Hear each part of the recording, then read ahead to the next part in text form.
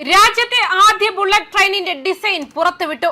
ട്രെയിനിന്റെ രൂപകൽപ്പന Indian railway ദേശീയ തലസ്ഥാനത്തെ railway മന്ത്രാലയത്തിലാണ് പ്രദർശിപ്പിച്ചത്.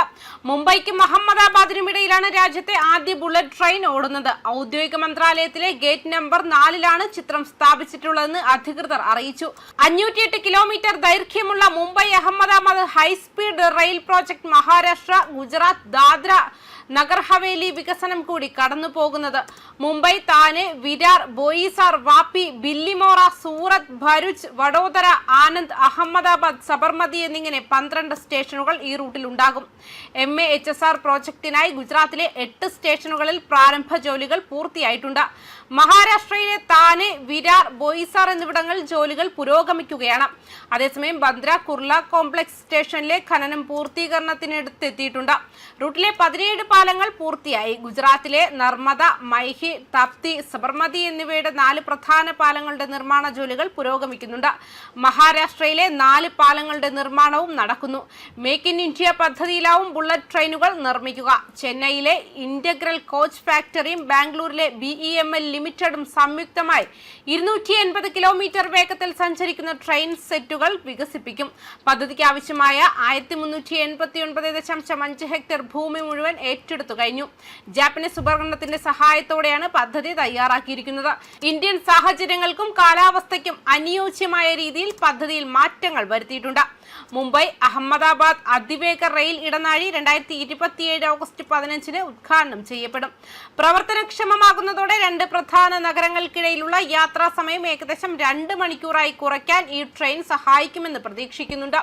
Mumbai Ahmedabad bullet train പദ്ധതിയുടെ ഭാഗമായി തുരങ്ക നിർമ്മാണത്തിനായി മുംബൈയുടെ കിഴക്കൻ പ്രാന്ത പ്രദേശങ്ങളിലെ വിക്രോളിയിൽ ആദ്യത്തെ tunnel boring machine cutter head താഴ്ത്തിയതായി national high speed rail corporation limited പറഞ്ഞതിന് ഒരു ദിവസത്തിന് ശേഷമാണ് ഇന്ത്യയുടെ ആദ്യ ബുള്ളറ്റ് ട്രെയിനിന്റെ ആദ്യ ദൃശ്യം പുറത്തു വന്നത്. 350 ടൺ ഭാരമുള്ള 13.6 മീറ്റർ വ്യാസമുള്ള കട്ടർ ഹെഡ് ഞായറാഴ്ച താഴ്ത്തി.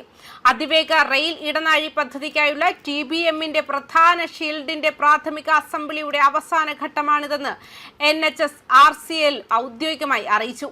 21 കിലോമീറ്റർ നീളമുള്ള മുംബൈ തുരങ്കത്തിന്റെ 16 കിലോമീറ്റർ ഭാഗത്തിന്റെ നിർമ്മാണത്തിനായി 3000 ടണ്ണിൽ കൂടുതൽ ഭാരമുള്ള 2 TBMകൾ കൂട്ടിച്ചേർക്കുന്നു. താനെ ക്രീക്കിന് കീഴിലുള്ള 7 കിലോമീറ്റർ അണ്ടർസീ ടണൽ ഈ പാതയിൽ ഉൾപ്പെടുന്നു. ഇത് ഇന്ത്യയിലെ ആദ്യത്തെ അണ്ടർസീ റെയിൽ ടണലായിരിക്കും. രാജ്യത്ത് റെയിൽ ടണൽ നിർമ്മാണത്തിനായി ഇതുവരെ വിന്യസിച്ചിട്ടുള്ള ഏറ്റവും വലിയ യന്ത്രങ്ങളാണ് TBMകൾ. ബുള്ളറ്റ് ട്രെയിൻ ഇടനാഴിയുടെ മുകളിലേക്കും താഴേക്കും ലൈനുകൾ ഉൾക്കൊള്ളാൻ കഴിയുന്നത്ര വലിയ ഒരു തുരങ്കം കുഴിക്കുന്നതിനാണ് കട്ടർ ഹെഡ് രൂപകൽപ്പന ചെയ്തിരിക്കുന്നത്. 350 ടൺ ഭാരമുള്ള ഘടകം 5 വ്യത്യസ്ത ഷിപ്മെന്റുകളിലായി സൈറ്റിലെത്തി. ഏകദേശം 160 കിലോഗ്രാം ഉയർന്ന കൃത്യതയുള്ള വെൽഡിംഗ് ഉപയോഗിച്ചാണ് ഇത് കൂട്ടിച്ചേർത്തത്.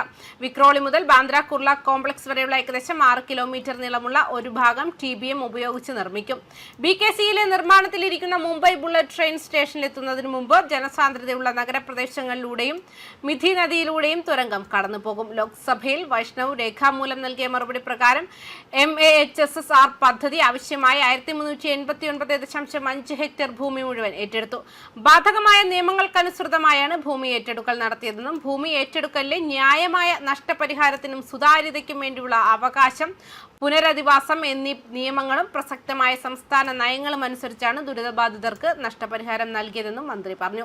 അധിക ആനുകൂല്യങ്ങളും സ്വരാഷ്ട്യവും ഉൾപ്പെടെയുള്ള പുനരധിവാസ നടപടികൾ 2 സംസ്ഥാന സർക്കാരുകളുമായി ഏകോപിപ്പിച്ചാണ് നടപ്പിലാക്കിയത്.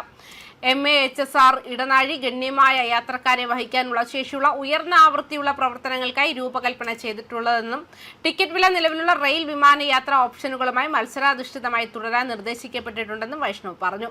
യാത്രക്കാരുടെ സുരക്ഷയ്ക്കായി ജാപ്പനീസ് റെയിൽവേയുടെ പിന്തുണയോടെയാണ് പദ്ധതി രൂപകൽപ്പന ചെയ്തിരിക്കുന്നത്. എന്നിരുന്നാലും ഇന്ത്യൻ ആവശ്യങ്ങൾക്കും കാലാവസ്ഥയ്ക്കും അനുസൃതമായി ഇത് ഇഷ്ടാനുസൃതമാക്കിയിട്ടുണ്ട്. ന്യൂസ് ഡെസ്ക് കർമ്മ ന്യൂസ്.